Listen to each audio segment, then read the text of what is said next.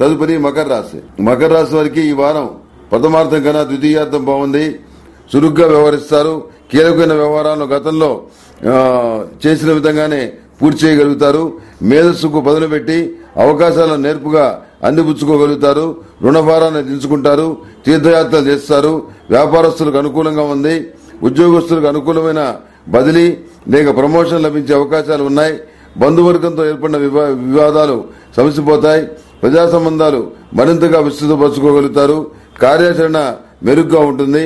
అయితే మాటల గారడితో బోల్తా కొట్టించే వారితో తగు జాగ్రత్తగా మెలగండి. మరుగున పడ్డాయనుకున్న కొన్ని ఇబ్బందికరమైన అంశాల్లో మళ్లీ కదలిక ఏర్పడుతుంది. వాటిని ఎలా ఎదుర్కోవాలని చెప్పి ఆలోచిస్తారు. వివాహాలు శుభకార్యాలని సానుకూలపరుచుకోగలుగుతారు. చాలా సందర్భాల్లో అదృష్టం మీద భారం వేయకుండా కష్టించి సానుకూల ఫలితాలను సాధించగలుగుతారు. నిత్యం అరటినార వత్తులతో అష్టమూలికా ధైర్యంతో దీపారాధన చేయటం చెప్పదగిన సూచన.